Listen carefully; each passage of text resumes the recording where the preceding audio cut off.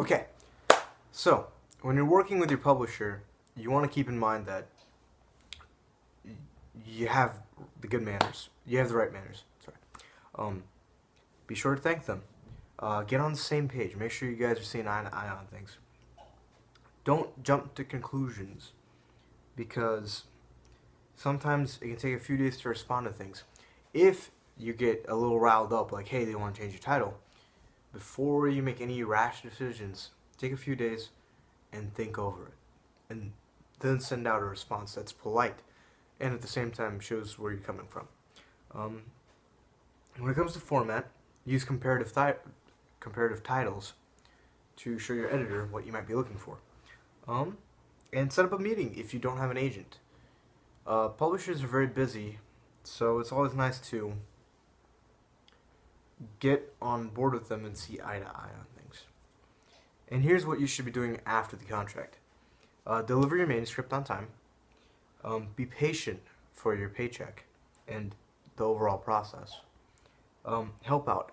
If any department in the company needs your help, be willing to get in there and help them. Whether it's art, accounting, marketing, whatever. You are now part of the team. So whenever they need, a short blurb of what the book is, so they can send it out and have people market it, or if they need better understanding of what, your book would be categorized under, be willing to help, because then they will appreciate it, and it will make your job and the book getting published a lot faster and easier. Book title. Try to understand why the editor wants to change it. And then, if you can, take some time to think over why you want to keep it the way it is. Moving onward. Formatting. When you send in things to your publisher, 1-inch margins, standard 12-point typewriter font, Courier, Times New Roman, single line spaces between paragraphs rather than indents, double spaced text, unjustified, which means keep it on the left, no double hard returns, 1 computer file per chapter based off their naming convention, a hard copy printed on a desk jet or laser quality printer paper, no double spaces after period, which sucks because that's how I grew up learning how to type. I don't know why they taught it like that then.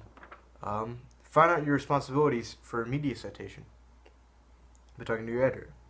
From here, you move on to the review odyssey, where the acquisitions editor, the editor who worked with your agent and you, that signed you on and gave the presentation, is your primary editor now. They will be discussing with you content, style, voice, so forth, on how to refocus it, on what you can clarify, what you can take away, what you can build up. They will be, think about it this way. You have a diamond. They're just going to be helping you polish it.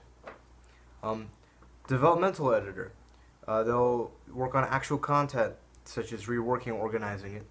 Production editor oversees you safely through the production process.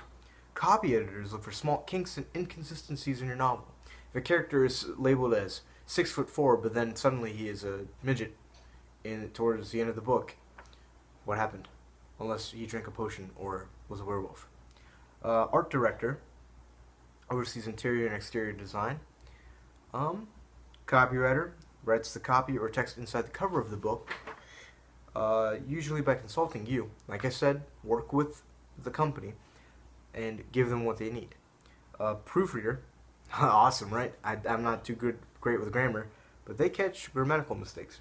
Indexer, they index things. So you can find information on a particular topic or a subject, and specific themes and ideas and how they're developed. Manufacturing manager, who is in charge of what type of paper your book gets published on, what printing company to use. Kind of cool. The key aspect here is that you want to think about, and to keep in mind, is that you want to take these pieces of advice in good spirit. Show that you're professional and hardworking, but you want to be polite and remember that this is important for the success of your book. Okay, now we move on to the next section, which is discussing your book hitting the stores. Catalogs and sales rep. So first off, your book must be well represented in the catalog description. You ask, what is a catalog description? Well, it is information that includes the description and contents of your book. Publishers plan.